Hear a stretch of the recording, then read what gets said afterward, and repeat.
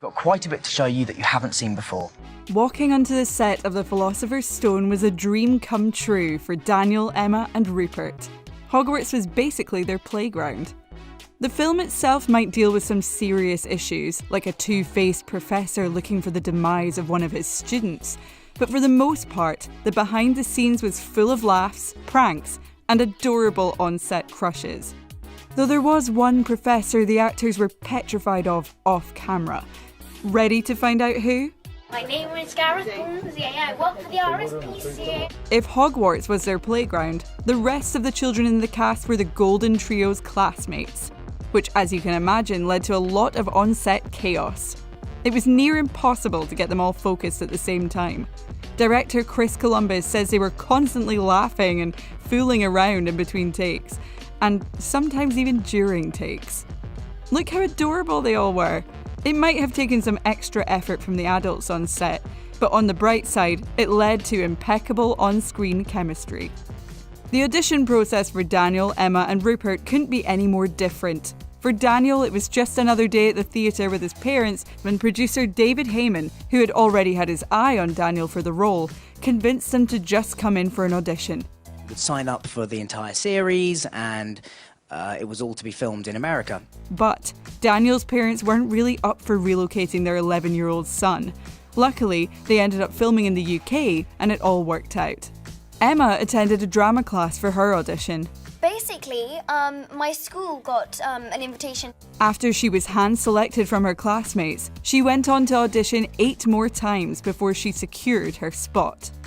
Rupert's audition is probably the most wild story we've heard so far. He heard about the open call auditions and sent in a video of himself, dressed as his drama teacher while performing a rap. Then I made my own script thing up and sent it off. It may have landed him an in-person audition, but it didn't save him from embarrassment. The Golden Trio had almost absolutely no experience in film, which led to a lot of nervous actors on the first day of filming.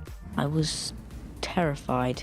Not only were they acting, but they were learning the ins and outs of memorising lines and hitting their marks. Not to mention all the professional lingo. They made so many mistakes that director Chris said he had to film with multiple cameras. Each actor always had a camera on them. This was so they could catch as much footage as possible and piece it all together. That's why the first film is a little choppy. They couldn't get through a full scene without someone making a mistake. Rupert, don't smile, and Emma, don't put your head out forward. Chris deserves all the awards for how much effort he put into the film. He wasn't shy about how much he enjoyed working with actors, but he went the extra level for the amateur actors on set. A lot of the time he would be behind the cameras acting the scene out alongside Daniel, Emma and Rupert so they could take reference from him. Look at him go. I always, laughed and said we should put a camera on Chris. We don't have access to all the bloopers from the set, but we're willing to bet a lot of them would include Emma. While filming, she had a habit of mouthing everyone else's lines and ruining entire takes. We're sure they appreciated how focused and eager she was, but Emma says the whole process traumatized her. I really wanted to do my job well, and I kind of overdid it. She, of course, eventually worked through it. What would a movie set be without some pranks? For this franchise, at least in the early days, Daniel was the prankster mastermind. I'm an angel. I'm an angel. Sure you were, Dan. He was so good he managed to get a hold of Robbie Coltrane, also known as Hagrid's, phone and reprogram it from English to Turkish. Genius. Besides that, he was constantly wandering set looking for ways to prank people, performing magic tricks, and overall being cheeky. Normally, calling cut on set means everyone breaks character, but a lot of the time Alan Rickman, who played Snape, would remain in character between takes, which also meant Dan and Rupert were terrified of him both on and off camera. I was constantly having to remind myself that it's only a film, it's only a film. One time, Rupert drew a funny caricature of Alan Rickman while filming. Rupert was absolutely terrified when he realised Alan had noticed the drawing from over his shoulder. Luckily, this was one time Alan decided to break character. I made him sign it and I have it in my possession. Alan took it home and said it was something that was very dear to him. Our hearts. It wouldn't be a set full of preteens and teens without any crushes developing. We didn't know it at the time, but Emma Watson revealed years later that she had a major crush on Tom Felton from the ages of 10 to 12. We love a bad guy, and he was a few years older, and he had a skateboard. And that just did it, really. But Tom would refer to her as a little sister, and she had her heart torn in two. A lot of people wondered why they wrote out Hermione's huge buck teeth in the script. Well, it was because Emma Watson couldn't speak properly with them. Teeth test. Teeth test. She did multiple camera tests with them, and even filmed one scene with them that made it to the final cut. But ultimately, it just didn't work out. We all know the irony of people telling Harry, "You have your mother's eyes," when Daniel indeed did not. Instead of the green eyes Harry has in the novel, Daniel had blue eyes, and it wasn't for lack of effort. Daniel did try and wear contacts, but had a painful allergic reaction that forced them to film without them. You know the scene at the end of The Philosopher's Stone where Harry is saying goodbye to Hagrid? His eyes were only puffy because he'd been wearing them. Does that count as method acting? The floating candles in the Great Hall are iconic, and they knew they had to get them perfect. At first, they were using real candles hung with fishing line, but those candles started melting and falling on the actors below. Yikes. That meant they only had 1 or 2 takes to get the grand entrance perfect. So, the reaction you see from the first years here is the actual reaction from the kids. It was the first time they had seen that set. No acting required. Speaking of the Great Hall, director Chris says that those were the most difficult scenes to film. That's because they had to control over 300 children in one space. Even the child actors themselves don't know how he managed it. I don't know how he does it. He used various techniques to get everything perfect, but then reblocking for another take would take forever. Let the feast begin. The Great Hall just seems to be the place where everything went awry. You know that delicious looking food that always lines the tables in the films? Well, for the first film, that food was very real and needed to last them through 3 days of filming. Under the heat of the set lights, there was no way that food was staying fresh, which meant the hall didn't smell very pleasant. The Philosopher's Stone is like 99% focused on just children, which meant in order to film the movie at the time, they had to petition for UK labour law adjustments. They managed to get the kids on set for 9 hours a day, but only about 4 to 5 of those hours were filming. The rest were dedicated to school and breaks. It's tough, but we had brilliant kids and they did really well. Owls play a huge role in all of the films, and to take the movie realism to a whole new level, Chris managed to use real, live-trained owls. It wasn't easy, but they managed to do it. Mail's here. The magical scene where the owls swoop in to deliver the student's post was shot by filming owls individually and then editing them all together later on. Owls are beautiful creatures, but they are difficult to train. Filming a Harry Potter movie might sound like a magical experience for a young actor, and it was. But it was also a huge challenge. After the huge success of the first film, the cast and crew came back for the Chamber of Secrets raring to go. But when it came to balancing schoolwork, tons of CGI, a cast of hundreds, and everything else, filming the second Harry Potter movie was no easy feat. We're taking a look at some of the most amazing behind-the-scenes moments from the Chamber of Secrets. You might think that the young actors and hard-working crew would have been given a break between filming the first Harry Potter film and the Chamber of Secrets, but nope. They started shooting the second movie only 2 days after the first premiered, and coming back to work was like getting a big family back together. After getting all of the introductions out of the way in the first movie, the second time around allowed them to not only make the Chamber of Secrets more funny, but also way darker and far more action-packed. The director, Chris Columbus, was so excited to be able to direct more of the action, and Daniel Radcliffe was definitely on board when it came to making the audience laugh. While they mostly stuck to the script, a few key lines from the Chamber of Secrets were actually improvised. First, the hilarious moment when Malfoy turns to Goyle, or Harry disguised as Goyle, and says, "I didn't know you could read," was made up by Tom Felton because he forgot his line. And secondly, when Jason Isaacs says, "Potter will always be around to save the day," he came up with it on the spot. Luckily, Daniel Radcliffe was right there with him, as his response, "Don't worry, I will be," was totally off the top of his head. According to Daniel, all of the flying car sequences took around a month to film, which meant that he and Rupert were trapped together in a tiny car for 4 weeks. Luckily, he thought Rupert was hilarious, and the two kept each other laughing. even after flying right into the Whomping Willow. Oh yeah, that was really fun. It's clear that they had a great time because Dan said, "Those were some of the best filming days, I think." And they had only just begun. Rupert and Daniel weren't the only ones who became fast friends, because it turns out that even though they might be rivals on screen, Dan and Tom Felton, who plays Malfoy, actually get along really well. But we're not really enemies, we love each other, really. They had a lot of fun filming their Quidditch scenes, spending hours hanging from the ceiling in front of a giant blue screen, joking around between takes. After the huge success of the first movie, they were able to spend a little less time worrying and a lot more time having fun on the set of the Chamber of Secrets, even doing things that seemed like the complete opposite of a good time. For example, the scene where Ron has to throw up a bunch of giant slugs might be a nightmare to most of us. But for Rupert, it was a whole other story. They tasted quite nice, actually. They even let him choose the flavor. 3 new big characters were introduced in the second movie: Lucius Malfoy, Gilderoy Lockhart, and of course, Dobby. But this movie was made before the days of motion capture and super realistic CGI, so acting opposite Dobby was actually a big challenge for Daniel Radcliffe. Challenging on the part of the visual effects team, and challenging on the part of Dan Radcliffe. Dobby wouldn't be created until after the movie was filmed, so he spent the entire time acting opposite an orange ball. Nowadays, they might shoot the entirety of Hogwarts on a green screen, but back then they did almost all of it for real. One of the most complicated tasks was building Dumbledore's office, which took over 250 people to do, for just that one room! Along with building the space, they had to commission a handful of different artists to paint all of the portraits and paintings that hang on his walls.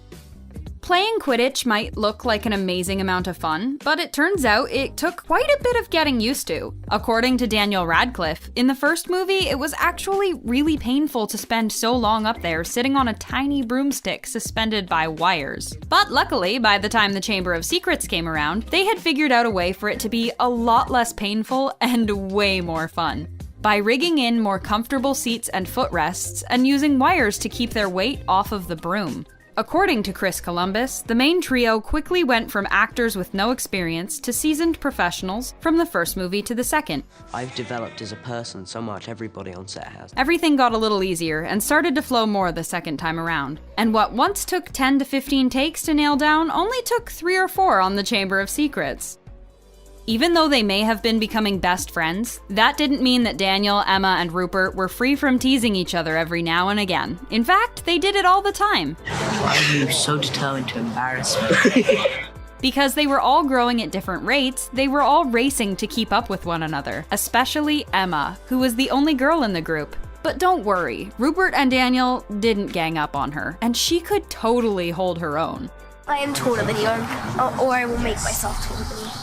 The young actors were really excited to see their characters grow and change from where they were in the first year at Hogwarts to the second. Daniel Radcliffe was intent on making Harry more grounded the second time around. In the first movie, he was more just reacting to things around him, and in the second, he really started to take charge of his world. Emma Watson said that Hermione definitely relaxed a bit for the second film. Hermione definitely becomes more sort of easygoing. Ron stepped into the big brother role with Ginny now enrolled at Hogwarts, and also with his new owl, who, as Rupert Grint put it, is... He's really, really stupid and clumsy. One thing that everyone in the cast and crew could agree upon is that Chris Columbus was the absolute best director for the job. Not only was he a great leader, he also knew exactly how to talk to the young actors and get the best work out of them. He manages to get the whole set completely psyched up. While some directors sit in another room looking at the monitor and never speaking to the cast, Chris did exactly the opposite and was super hands-on the entire time. Having already been working together as a giant family for over a year on the Chamber of Secrets, the actors finally started to feel like they could step out of their comfort zones a little bit. One thing that the success of the first film enabled us to do was to sit back and be a little more relaxed. For Dan, he was so shy during the first movie that he would never offer his opinion about anything other than a funny prank or two. But when it came to the second one, he was a lot more comfortable and started sharing his ideas and thoughts with the director and really getting into the work. In the second, I kind of have a bit more confidence with putting ideas forward. According to Emma Watson, one of the biggest challenges of being a young actor on a giant Hollywood set is trying to fit everything in. Because while most kids their age would be in school full-time, all of the school-age Harry Potter actors had to be tutored on set during the day, while also filming the movie for up to 12 hours a day. They would run from the set to the tutoring trailer for a 15-minute lesson, back to hair and makeup, and on set again all day long. After all this, it seems like making the Chamber of Secrets was an amazing experience for everyone involved, and we're sure that none of the crew would trade it even for a second. We enter completely our own world. The Prisoner of Azkaban is one of the best Harry Potter movies, but it's also when things started getting serious. On set, things were more lighthearted. The actors pulled pranks on each other, and Emma Watson had fun punching Tom Felton, even though it wasn't in the script. How did they pull off such a dark film and turn it into a blast behind the scenes? Let's find out. Lumos Maxima! This Lumos scene at the beginning of the third movie had some fans questioning Wizarding World rules. Wouldn't Harry get in trouble for using charms outside of school? But regardless, filming the scene was fun. And a bit sweaty. I wouldn't touch that. It's very wet. Harry seems to be in his own private cocoon. But on set, Daniel had director Alfonso Cuarón telling him what to do under that blanket. He was sitting on this illuminated platform that had him feeling a bit warm, and technicians were controlling the light from his wand. Hermione punching Draco will forever go down in Harry Potter history as one of the most satisfying moments of the series. But according to Tom Felton, the scene wasn't supposed to include a punch at all. Actually, originally said in the script that Hermione slaps Draco. The punch idea came when both actors decided they wanted to add a little intensity to the scene. Apparently, Emma has a pretty good punch, and she enjoyed every minute of it. Emma was looking forward for that moment. Harry Potter might be the chosen one, but even he's not above getting pranked by his professors. For this scene in the Great Hall, Michael Gambon and Alan Rickman teamed up to put a fart machine in Daniel Radcliffe's sleeping bag so it would go off while filming.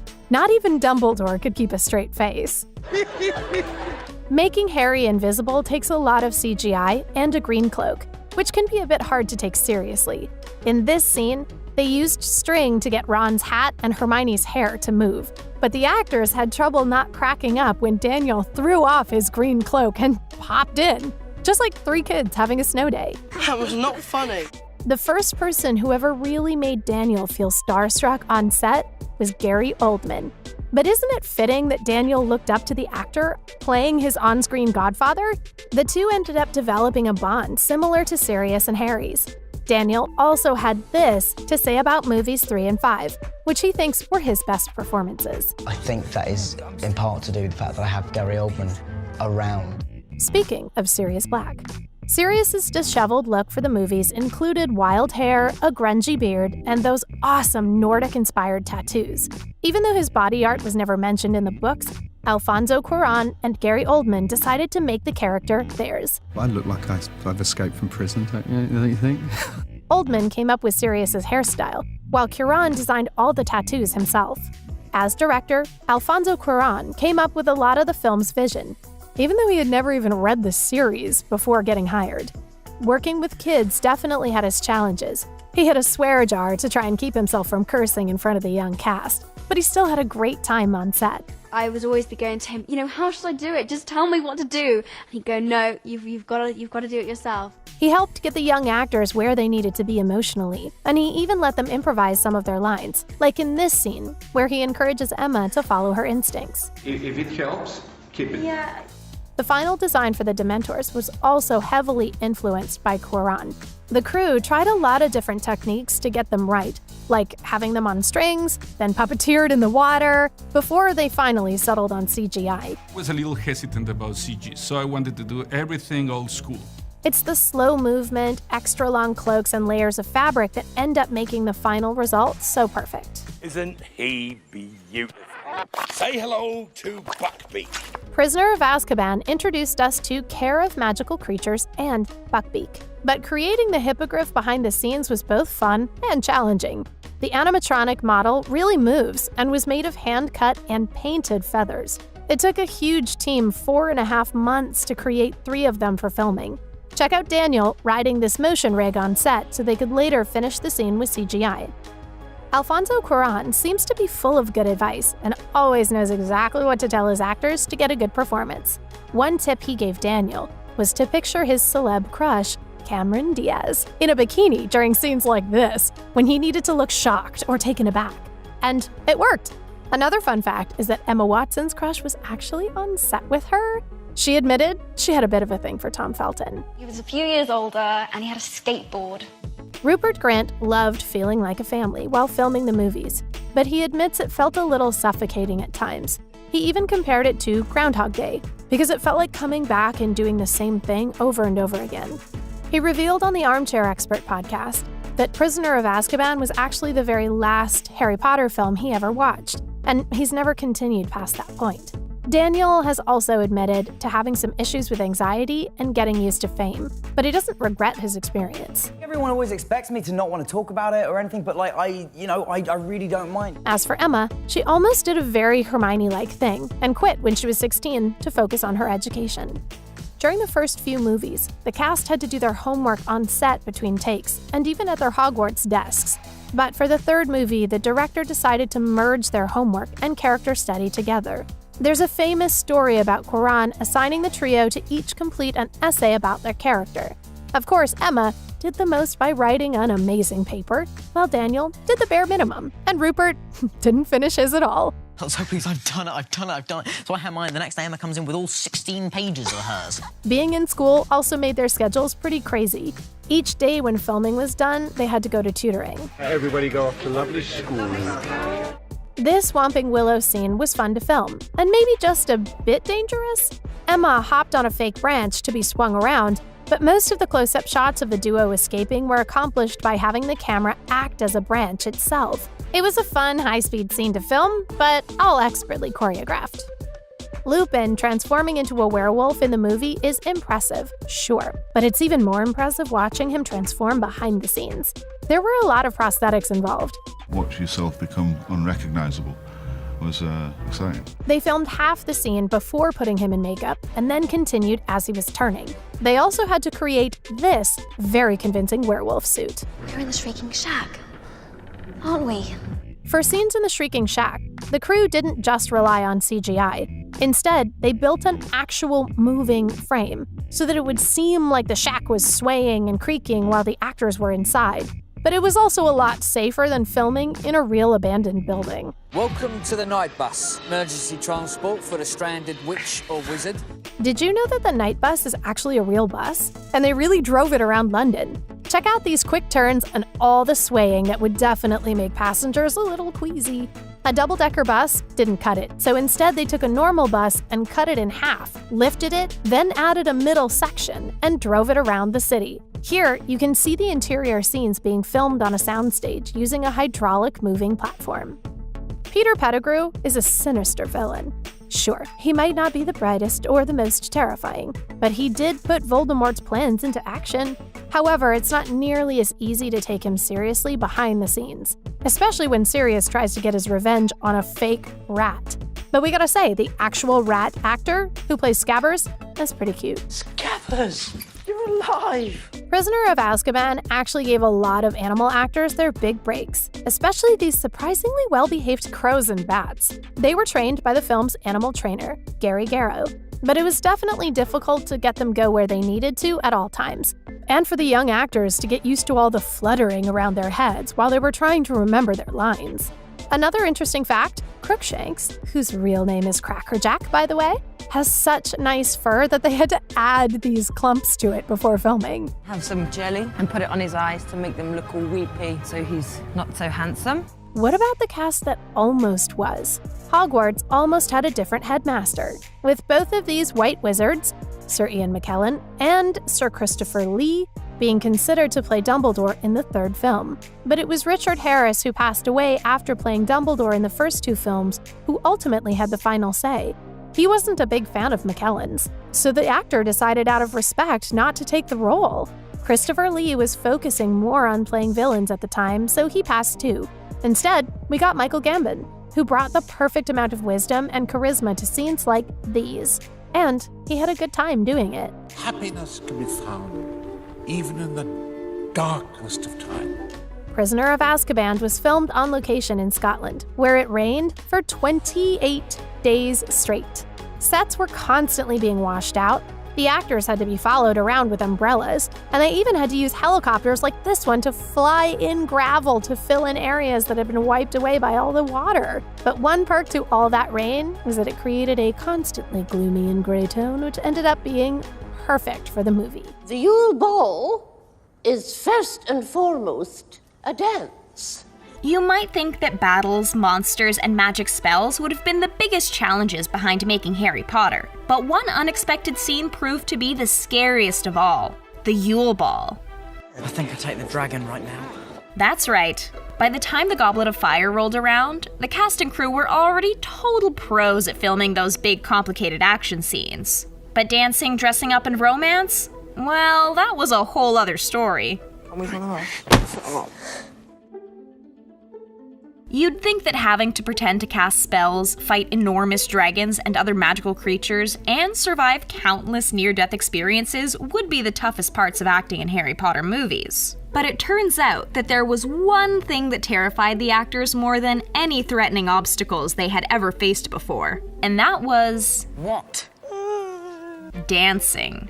While they all knew it was coming, when it came to having to learn to not only dance, but ballroom dance during the Yule Ball, not a single one of the young actors were looking forward to it. Well, that's not totally true. According to Emma Watson, there was a big difference between the girls and boys. The girls were all pretty excited to give it a try, but the boys, on the other hand, wanted nothing to do with it. The girls are so eager and the guys just not there, not wanting to do it at all. And we don't really blame them. Not only did they have to ballroom dance for the first time in their lives, they had to do it in front of hundreds of other kids and an entire crew. Safe to say, they were terrified. I think the kids were all quite scared of having to dance formally. But no one had it quite as tough as Rupert, who, if you remember in the movie, had to take a dance lesson in front of everyone with Professor McGonagall herself, Maggie Smith. Apparently, he felt just as awkward about it as Ron did, because when he sat back down next to Oliver and James Phelps, who played Fred and George, he muttered to them not to say a word about what had just happened. So, of course they had to poke fun at him. And it doesn't seem like it was all that easy for Maggie either. Was pretty strenuous. But don't worry, they weren't just thrown in front of the camera and told to waltz perfectly. They actually had 3 weeks of full-time dance training before they started to film the Yule Ball scenes. Working with professional ballroom dance teachers and choreographers definitely helped them get the steps down. But that doesn't mean they all turned into mini Zac Efrons, prancing around with all the confidence in the world. Oh no. Many of the actors still would have passed on the dancing entirely if they were given the chance.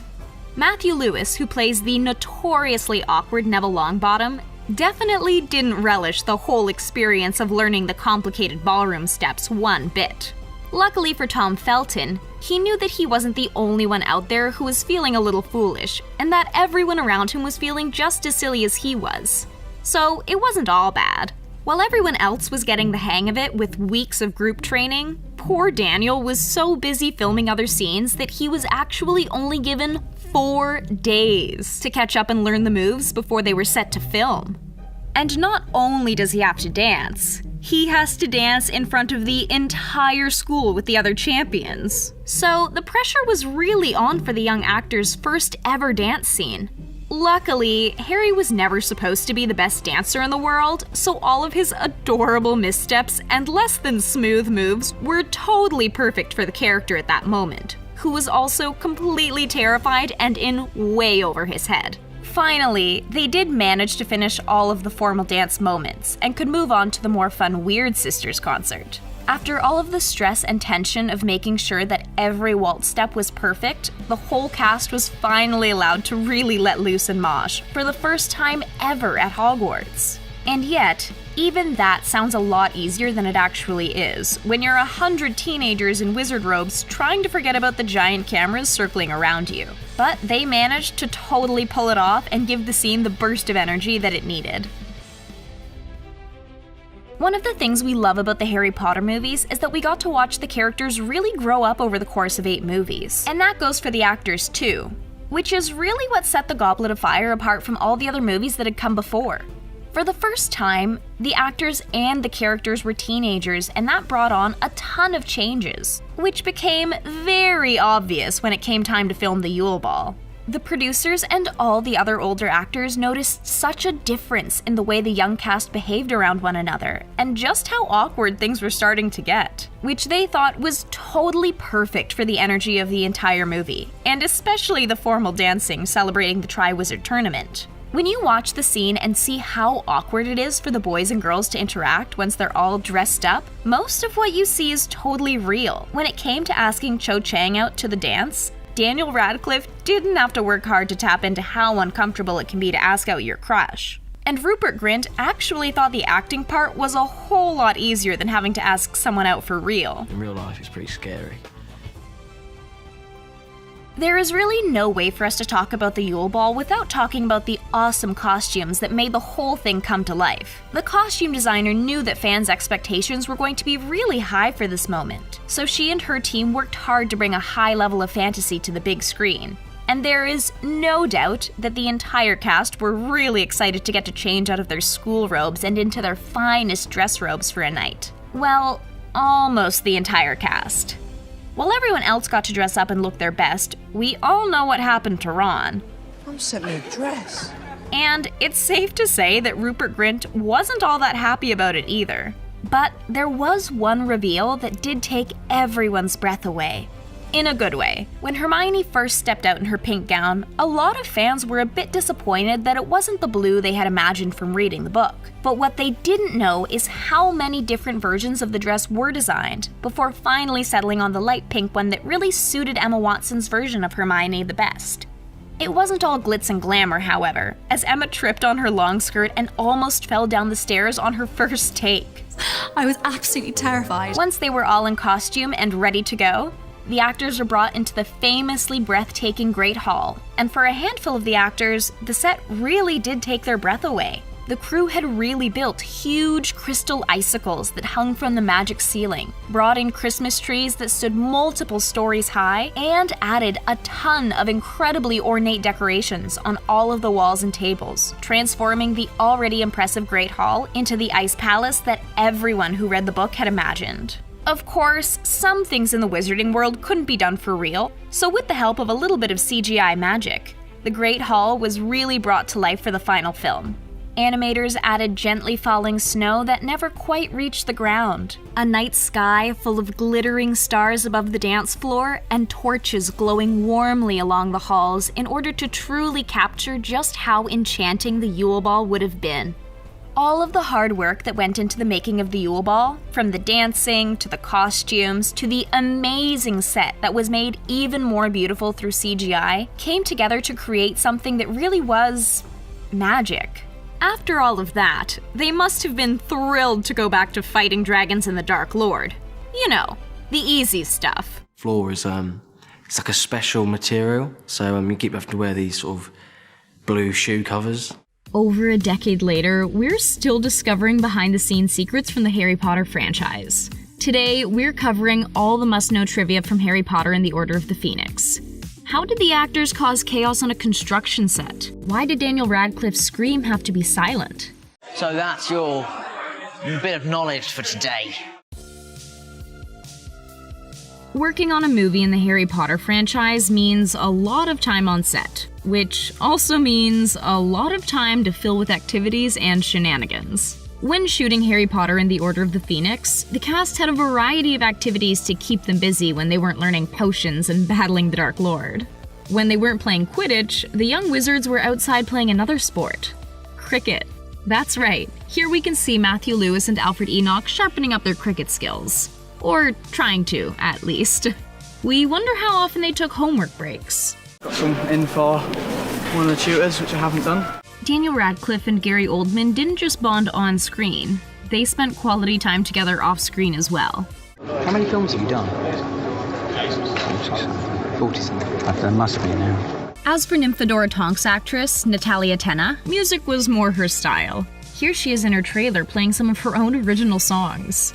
Evidently, the cast is full of surprise talents. It wasn't all fun and games, though. Remember that many of the actors were still in school and regularly needed to do homework. The team did take a planned 9-week break from filming for Daniel Radcliffe and Emma Watson. The two actors had to do some major school exams. I have worked hard every single day that I was at that school. While the actors were working, they got to learn some new skills in the wizarding world. With wand choreography. Since the 5th film in the series incorporated a lot of high-level wand work, Paul Harris, a dance choreographer, was brought in to teach the actors how best to work with the styles and techniques to really bring their wizarding to life. They had 5 basic moves to use, with every character adding their own special touches to each according to their personality. This work was definitely intense. So much so that many of the actors actually wound up breaking their wands, resulting in them using rubber ones instead, which were more durable than the wood. Breaking the most wands throughout the films, I think is about 10. At the time of this film, the record holder for the most wands broken was Devon Murray, who'd already gone through 10 different wands. Wands can be very dangerous business, and no one would know that better than Matthew Lewis, who suffered a perforated eardrum after Helena Bonham Carter accidentally stabbed his ear with a wand. Speaking of Bonham Carter, the actress happened to have some enhancements for the movie. She'd had chicken fillet inserts to put inside her bra while shooting. What's this rubbish? What's this rubbish, she says. This could sort of be considered character work. The Weasley twins were always practicing to up their trickery game.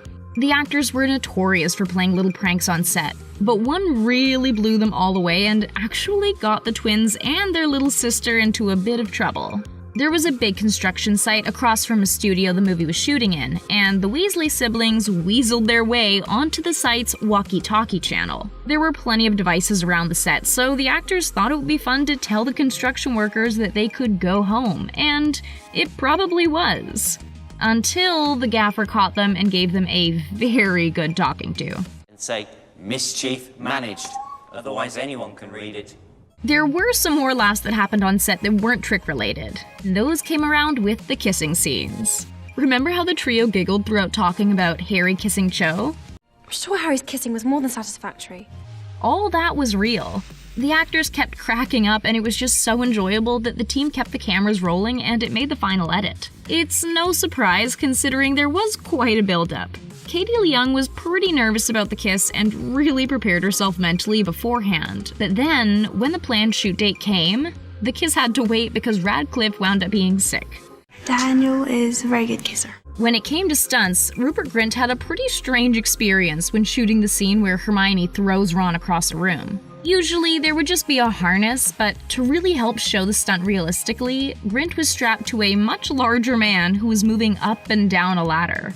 It is pretty hard to think of Harry Potter without Emma Watson, Rupert Grint, and Daniel Radcliffe at the center of the movies, but the fact is, Order of the Phoenix was almost Watson's last film with the franchise.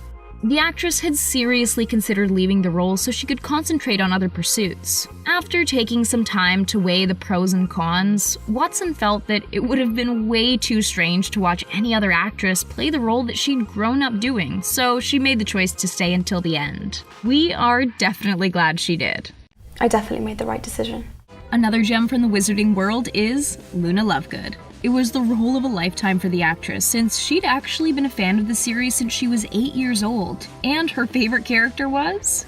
You guessed it, Luna. Well, if I were you-know-who, I'd want you to feel cut off from everyone else. She got to bring a bit more of herself to the role as well. The multi-talented actress actually made the radish earrings that we see her wearing. Building the incredible settings we see throughout the 5th film is extensive and always impressive. Sometimes it could even be pretty dangerous. The Ministry of Magic building took 22 weeks to build and was only on screen for about 10 minutes total. The set was, of course, rigged up to be exploded, meaning if the cast had their cell phones on set, they could have accidentally triggered it and blown the set up. There were also some buildings that were just too expensive to be in the movie. Sirius Black's London residence, Grimmauld Place, was built by the film team since the building they needed to shoot in would have been too expensive.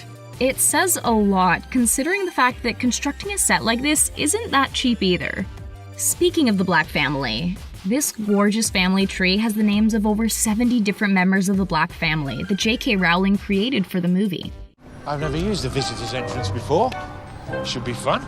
The Ministry of Magic was brought to life with two very different techniques: painted cardboard and full-on CGI. While pretty well every setting in the movies is epic, the Department of Mysteries, where this wild battle takes place, was actually the very first shot in the movies to be entirely created with CGI. We don't blame them, considering how major that cleanup would have been. Get back to the door! We're a bit surprised the team didn't choose to use CGI for the 30,000 individual tiles that were added to the Ministry set by hand. The so-called tiles were actually made out of cardboard covered in very thick paint, as real tiles would have been far too expensive. The ingenuity of the team doesn't stop there, though. How does Mad-Eye Moody manage to ride a broomstick with a prosthetic leg? A specially customized broom. Instead of the stirrups the other actors used, actor Brendan Gleeson rode a broom that had posts at the front for his legs and a seat for him to sit on. Stay in formation, everyone. Don't break ranks. One of our absolute favorite references in the whole movie has to be Harry's nod to a beloved character, Remus Lupin. You know, the very first time I saw you, Harry, I recognized you immediately. If Harry's teaching fashion is familiar, then it's probably because it's very closely modeled after the clothes Professor Lupin wore during Harry Potter and the Prisoner of Azkaban. Radcliffe brought the idea to his producers because he thought it would be a good way to pay respect to the professor he'd looked up to so much. People like me are, well, let's just say that I'm used to it by now. The creative choices in this film really made it a standout. One in particular still manages to move us every time we see it: Harry's scream after Sirius Black passes away. The choice to make the heartbreaking moment silent was reportedly because the actual scream recorded was so painful that it made Emma Watson and Helena Bonham Carter actually cry.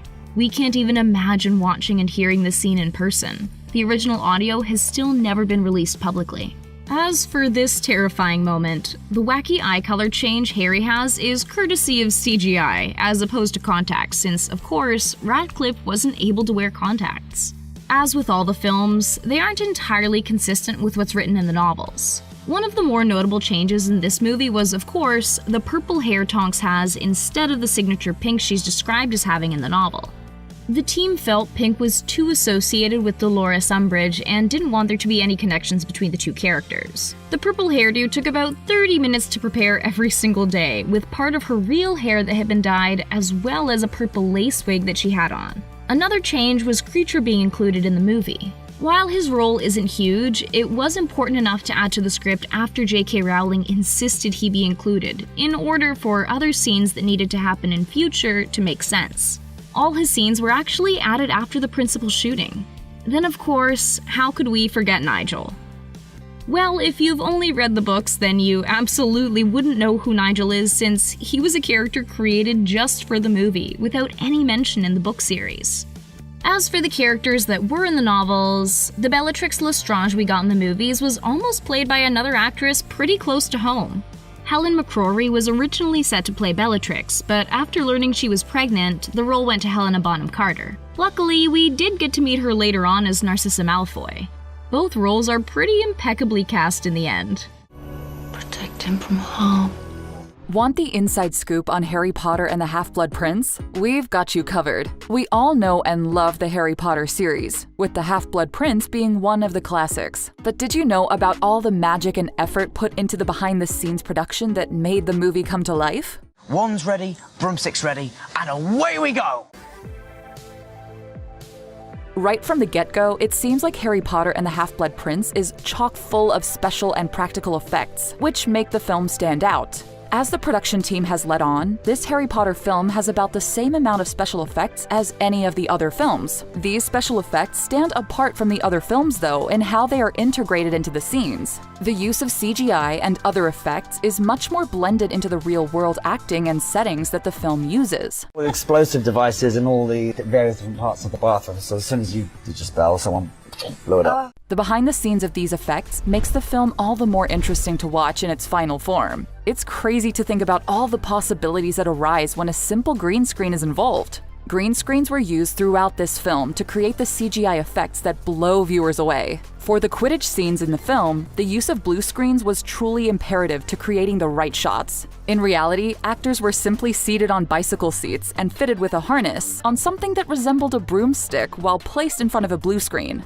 All the magic of the Quidditch game and the intense background and action were mostly added in digitally.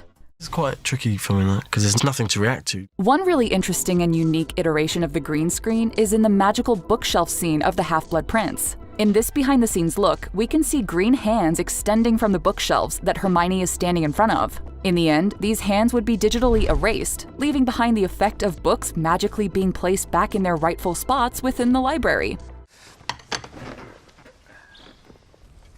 Pie? Not for me, no. In the Burrow Burn scene, we can see a green, well, blue, screen extending in the background of the shot. This blue screen was used to enhance the locational setting where the scene was actually taking place.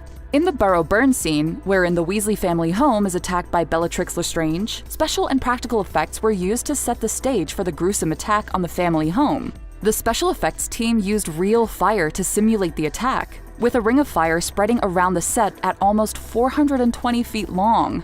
Special effects specialist John Richardson claimed that the Ring of Fire was definitely a learning process, as the crew had to learn and relearn what ways to make the fire work best on the set. You're Aragog, aren't you? Yes. The character, if you can call it that, of Aragog was also a huge component of the practical effects that made the film truly stand out. The practical effects team needed to make a completely new giant spider for this film, says makeup and creature effects designer Nick Dudman. But it's the same character and he looks essentially the same. Although we've upgraded him a little. Says Dudman. In the creation of this spidery creature, the special effects team chose a material to produce the spider that was translucent to try to mimic what a real dead bug might look like. It took a team of over a dozen people to work on Aragog, including tasks like filling the mold to airbrushing final details. In fact, it took a team of 6 to 7 people just to work on placing the spider hairs on the giant creature, which took weeks on end. The amount of effort that went into creating this giant spider really paid off when paired with the acting seen in the film. Seriously misunderstood creatures spiders are. It's the eyes, I reckon, they unnerve some folk. As Nick Dudman states, very often even just an inanimate object like that can have a little emotive moment, which is nice. Bringing the cave scene to magical life was a hugely important step in the process of making the Half-Blood Prince.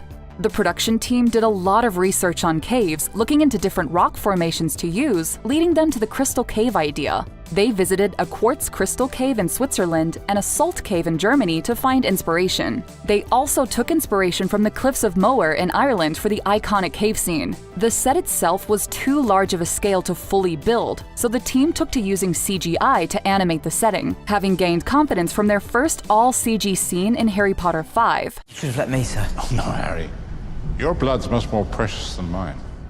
As the film opens, the viewers watch as Death Eaters make their way through both the Wizarding World and the Muggle World, tearing apart a pedestrian bridge as they fly through the sky. It's interesting to take an exclusive look behind the scenes of the making of this scene, as a lot more went into it than one might initially expect. What you might not have figured out about this scene is the insane amount of effort that went into getting those soaring shots through the British skies. It took the use of one helicopter and one stabilized camera to get the perfect shot, and then, obviously, quite a bit of CGI magic to place the Death Eaters within the scene.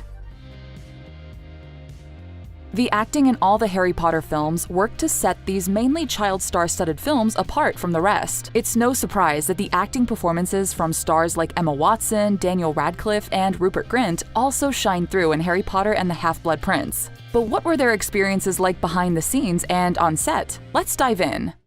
Don't you trust me? Let's start off with the acting involved in Harry and Ginny's love story. The blossoming of Harry and Ginny's romance takes a central role in The Half-Blood Prince, with the first kiss shared between the two counting as a pivotal scene in the film. As the actors behind the kiss dished, it wasn't as smooth and romantic in real life as it seemed in the film. When everyone comes in and have a look at the scene, lighting all the crew, it's a bit embarrassing, but I think after a while, you just gotta accept it. Daniel Radcliffe revealed that the kiss scene was a bit awkward for him since he knew actress Bonnie Wright, who plays Ginny, since she was just a child of about 10 years old. So, it's a bit weird doing all that, but it's fine. This scene was the very first one that Bonnie actually shot on set, making the tension almost palpable to the young actress. She stated that, "I think the first time is always the worst, but after that it's just like any other scene that you're filming, so it was actually easier than I realized." Harry was also involved in some behind-the-scenes goofing with co-star Emma Watson. In the magical library scene, Watson hit Radcliffe over the head so hard by accident, he even said, "You can really hear the crunch of paper on bone." You're laughing because you hit me so hard, aren't you? Okay. Similarly, Lavender and Ron's kiss scene was also filled with a bit of tension and awkwardness. It's just such a weird sort of thing. You've got everyone watching you and it just doesn't feel very... This kiss scene was at a whole new level of weird in comparison to Harry and Ginny's, because it took place in front of dozens of extras. Daniel Radcliffe in particular was extremely excited about this kiss scene, making a point to be present off camera while the smooch took place on screen. I don't think Rupert had done a kissing scene. That was entirely new territory for him. Talk about friends cheering each other on. Jessie Cave, who plays Lavender, revealed that it was actually the most awkward to film the rehearsal scene when it was just her, Rupert, and the director, because that was much more intimate of a kiss than the one in front of the cast was. She claimed that the awkwardness of the kiss was not really a big deal to her, but her true fear when kissing Rupert... I was more concerned anyway about honestly chipping a tooth. I really was worried.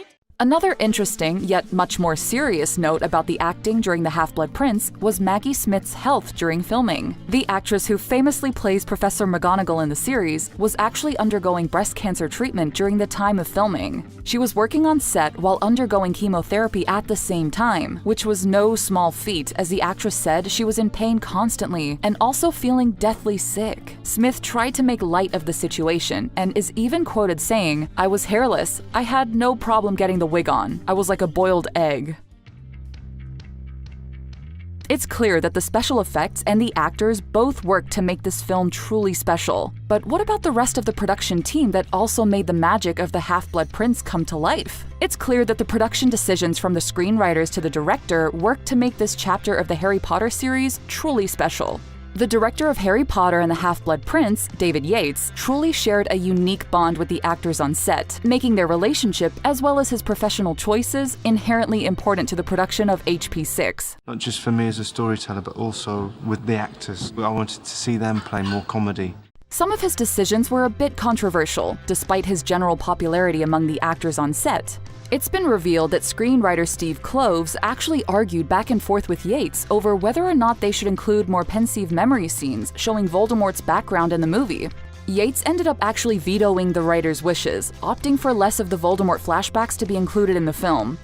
Who are you? Well, I'm like you, Tom. I'm different. Prove it. Film editor Mark Day was also a big player in the creation of The Half-Blood Prince, and his decisions also influenced the way the film came out for sure. With a total of 5 editors for the Harry Potter series in total, Mark Day has stuck around to edit 2 of them. In total, Day worked for 14 months editing the film, making decisions when to cut to different shots within a scene and being responsible for more than 1,700 edits within the film. Editing is very subjective, and so what you may think is a good cut, I may not. Not only do the director and editors have big roles in the production process, but so do lesser acknowledged team members like stunt specialists. They're in charge of all the Quidditch acrobatics that the actors have to perform, including some of these impressive and not so impressive saves made by the keeper Ron Weasley behind the scenes. And we can't forget the important makeup artists, like Amanda Knight, who make all the magic of the story really come to life before our eyes. As we can see here, Amanda transforms actress Emma Watson by giving her the dark mark with a temporary tattoo. I'd have to say, it would be a wonderful way to travel in a sidecar. As the iconic Harry Potter film franchise was closing in on its climax, the set provided plenty of pulse-racing stunts and heartfelt send-offs. Today, we're covering the must-know moments from the Deathly Hallows Part 1. How did they pull off the 7 Harrys scene? What was the final day on set like? I was so upset on the last day. I really was. Everyone was. Much of the Deathly Hallows Part 1 takes place in the real world, or the Muggle world for you wizards out there.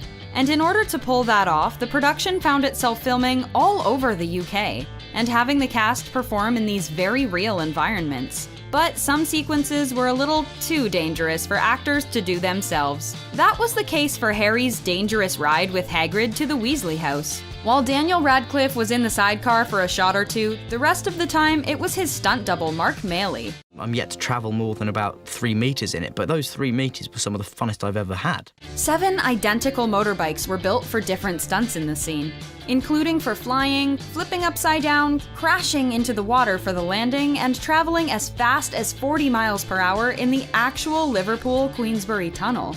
Even though Radcliffe missed out on these stunts firsthand, he found the bright side in being represented by Maley. And also a plus side of having Mark W is he's legendary for having a very, very nice bump. The location for the set of Godric's Hollow was dictated largely by an actual cedar tree. Production designer Stuart Craig found the tree in the garden at the legendary Pinewood Studios and built the tiny town with it in mind, using it as the centerpiece of the graveyard. The crew also did quite a number on resident Bathilda Bagshot's creepy home, lining the rooms with dusty boxes, clothes, and even making books that the character had written herself. Inside Bathilda Bagshot's home, Daniel Radcliffe did his own stunts when taking on Voldemort's pet snake, Nagini. To give Daniel the experience of being attacked by CGI Nagini, the stunt coordinator Greg Powell used a pole with a boxing glove tied to the end to poke and push Radcliffe. We've had some crazy things fill in for whatever the creature's supposed to be. But on one take, Powell went a little overboard and ended up giving Radcliffe a fat lip when the chair he was using as a shield hit him in the face. Radcliffe, however, took the minor injury in stride. So I had a fat lip for about a day, but it's really calmed down, so I'm feeling pretty good, which is good because I've got a photo shoot on Sunday. When it comes to filming in real-world locations, Piccadilly Circus in London is apparently a pretty big deal. You do have to watch the moment where we shut down Piccadilly Circus for the first time in 32 years. Radcliffe, Rupert Grint, and Emma Watson walked through the world-famous site surrounded by an insane 500 extras. The all-night cafe where the trio does battle with Voldemort loyalists has a real-world Easter egg of its own. The crew put up a poster of Equus, a stage play Daniel Radcliffe was starring in at the time. Placing the house elves, Dobby, and Creature in the same space as the actors required a collaboration of on-set stand-ins, actors who voiced the elves, and eventually CGI of the house elves themselves. I'm a Dobby. Does the moves, doesn't it? He's Creature, but I'm better. Stand-ins Diane Gibbons and Bindi Johal worked with the other actors on set, with their performances used as references by the VFX team to create the final sequences with the real Dobby and Creature. Actor Simon McBurney and Toby Jones ultimately voiced the house elves, with Toby Jones even coming on set for Dobby's emotional final scene. I want to bury him. Properly. Without magic. With a crazy 261 shooting days on the Deathly Hallows production, the cast and longtime friends had to find ways to keep things fresh on such a long shoot. Daniel Radcliffe and Rupert Grint opted to invent their own game with mini table tennis paddles, hilariously dubbed Danger Ball. For the second ever, but first outdoors, Danger Ball 2009 Championships. Rupert Grint managed to find time to goof off on set as well. Grint and his off-screen twin brothers, Oliver and James Phelps, could usually be found messing around on segways and sneaking into the studio at night. We've actually been kind of riding our bikes all through the set. And before filming Wrapped, Rupert, the Phelps twins, and Draco Malfoy actor Tom Felton got a chance to go golfing together, though some were definitely worse than others. It's not a very good golfer, actually. Things got a lot more competitive during the chase in the woods scene, where Ron, Harry, and Hermione are on the run from Death Eaters. It wasn't long at all before the trio were treating each take like a race. They're all going to say to the fastest. I am. Emma said Emma, probably, didn't she? She's wrong, I'm fast. It got so competitive that director David Yates had to remind them that the most important thing was what was best for the film, and not who was the fastest. But Daniel was more than happy to settle it once and for all at a later date. Call it red carpet next premiere, we'll do it, we'll have a race, man. Make it 100 yards, I'll do it. When it came time to do Harry and Hermione's steamy kiss, Ron wasn't actually there to see his own Horcrux-induced vision. The intimate scene required that both Daniel and Emma be topless and covered in silver paint. So in order to make the two as comfortable as possible, everyone who didn't need to be on set for it wasn't, including Rupert Grint. Watson confirmed the decision, saying, "They did, yes. It was a closed set, and it was awkward enough without having tons of people come and watch." The first of the original cast to wrap for good was fittingly the Dursleys. This isn't just goodbye, boy, is it? This is farewell. Fiona Shaw, Richard Griffiths, and Harry Melling were the first, along with Radcliffe, to film for the Harry Potter series 10 years prior in the Sorcerer's Stone, or Philosopher's Stone, depending on where you are in the world. In the time since, the family's relationship had evolved off-screen as well, with Radcliffe and Griffiths acting together in a stage play, and Melling and Shaw doing the same. While the epilogue from Part 2 was the final scene, it was not the last thing that was filmed. The final day of filming was done at Leavesden Studios, the same place where they started on the first film 10 years before.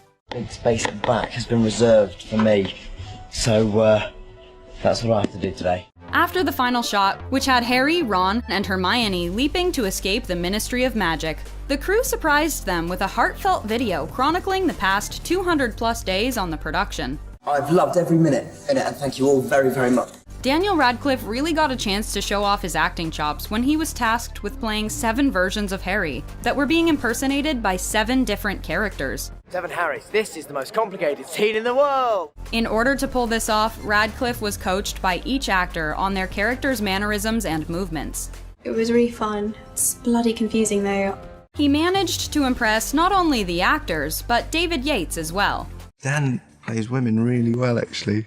While Radcliffe pulled them all off splendidly, he did take to some quicker than others, specifically Emma Watson's Hermione. Harry, your eyesight really is awful.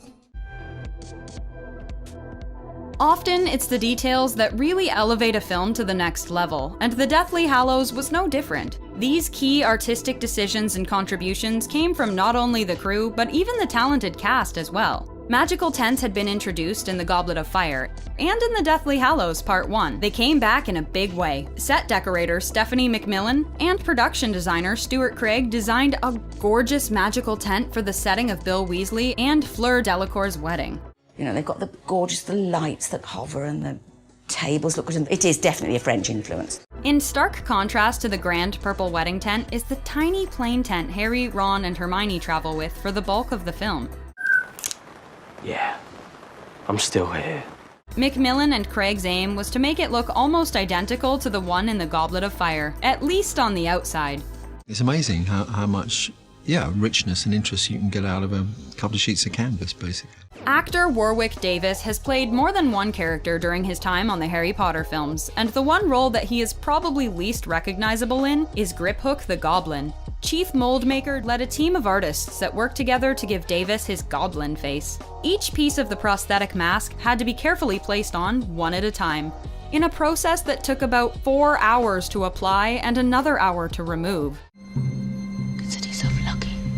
Goblin. The prosthetic mask and accompanying contacts made it so difficult to see that every goblin actor, including Davis, required a chaperone to get around the set. Hello. Ready for the office. Talented actor Ivana Lynch, who portrayed the peculiar Luna Lovegood, It's a charm, actually. Keeps away the narwhals. was well known around the production for making artistic contributions to her character. But those contributions extended to the set itself when she inspired the design of the Lovegood house.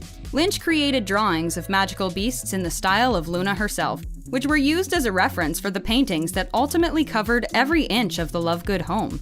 But Ivana Lynch made sure not to ignore her beloved character, inventing the dance Luna and her father perform at Bill Weasley and Fleur Delacour's wedding. She's so in touch with her spirit that she's not really affected by other people. Hopefully someday Daniel Radcliffe and Rupert Grint will make an official rule book for Danger Ball, so we can all play. I haven't really thought about it, because we've still got a long way to go yet on this one. It's a very messy time for the castle, literally. Just like Hogwarts, the Harry Potter films are full of secrets and facts that even the most dedicated fans aren't aware of. The Deathly Hallows Part 2 was an epic finale to the franchise, but behind the scenes it was packed with major challenges, record-breaking moments, and a very emotional cast. Ready to dive into this Chamber of Secrets? Rupert was like, I don't know how we're going to do it. And I was like, I've got no idea either. Since 2001, Harry Potter had been making the impossible possible with their groundbreaking visual effects and mind-blowing costume and makeup department. So it only made sense that for their final film, they'd take all those special effects to another level. The Room of Requirement scene was so much more than just a final antic between the Gryffindors and Slytherins. That hidden classroom symbolized Harry's childhood at Hogwarts, a place he'd spent hours and hours in. A room that, at the end of the scene, would be completely destroyed. To make the scene even more impactful, the filmmakers filled the set with memorabilia from the 7 previous films, including the knight the Golden Trio used in their Philosopher's Stone chess game. But aside from the props, the rest of the scene was filmed with a whole lot of rope, green screen, and mechanical broomsticks that, according to Emma, weren't the most comfortable. The mechanical broomsticks worked a lot like an amusement park ride. And to take the edge off, the actors had their bottoms molded to create a seat they could sit on. Even before they said go, it's like grabbing hold of the thing and saying, don't let me fall. Speaking of blasts from the past, another set that had to be recreated from the first films was Gringotts Bank. The Lestrange Vault break-in took a lot out of the prop department. Not only did they have to dig out and refurbish props from the first film, but had to construct 210,000 different gold trinkets so that they were able to fill the Lestrange Vault as much as possible before bringing in VFX for the Gemino Curse. While Gringotts took a lot out of the prop department, the Battle of Hogwarts was on a whole other level. The Battle of Hogwarts might just be the most difficult, but rewarding, sequence of the entire franchise. The planning of these moments happened 2 years before the film even released, when they traded in their physical Hogwarts replica for a digital one. The digital Hogwarts was the only way they'd be able to make the battle as realistic as possible. With a practical Hogwarts, we would have shot it last summer and been so tied down. Instead, as David Yates finds the flow and structure, we are able to handle new concepts and ideas. It gives me tremendous freedom to move the camera in and around the place when it's being destroyed. That was quite useful.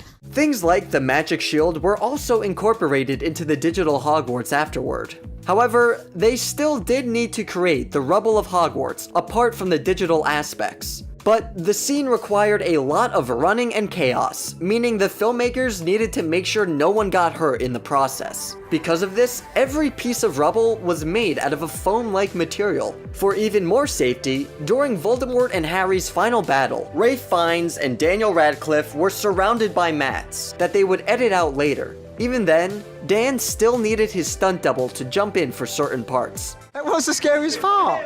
It was scary. The tumultuous finale was so chaotic that some of the actors didn't even film their scenes together. Specifically, the moment when Harry is speaking to Helena Ravenclaw about the lost diadem.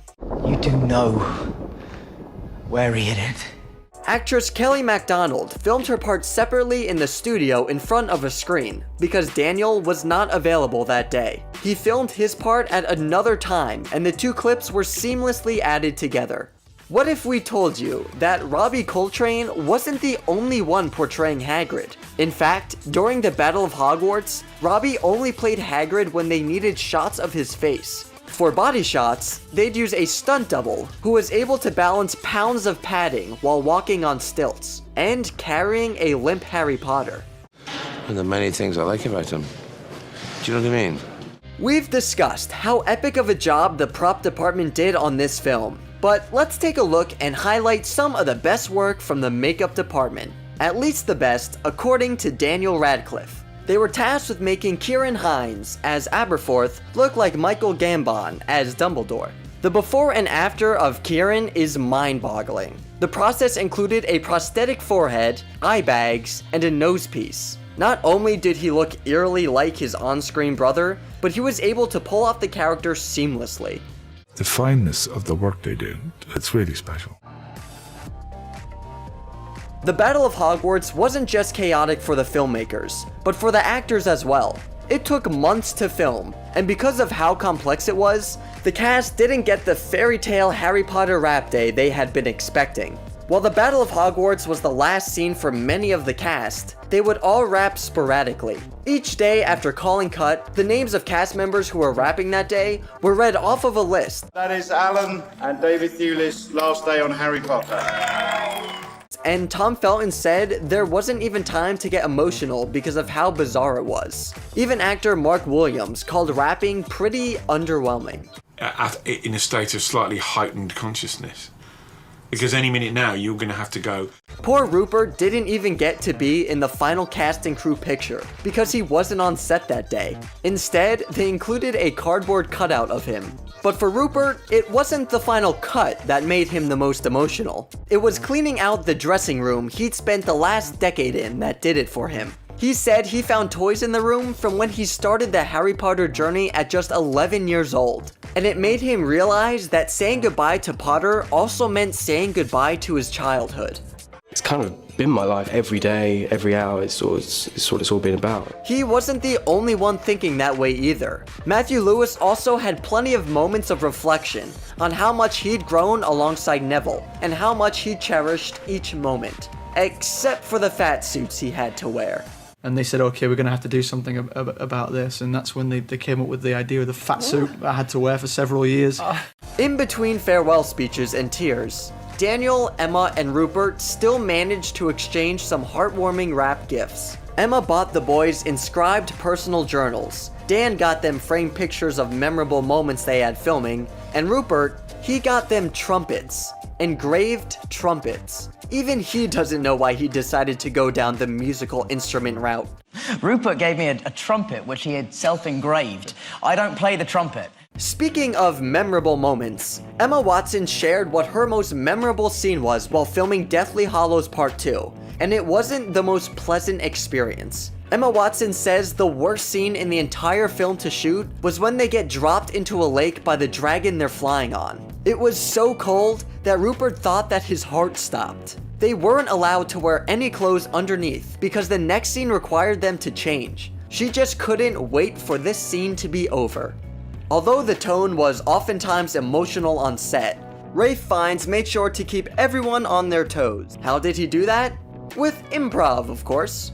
Like always, Voldemort's final speech to the students of Hogwarts and his Death Eaters was eerie and nothing short of epic. From this day forth, you put your faith in me. But it turns out that was all Rafe. Each take, he would divert from the script and improvise his speech in order to keep the rest of the cast alert and on their toes. Jason Isaacs called his performance utterly terrifying.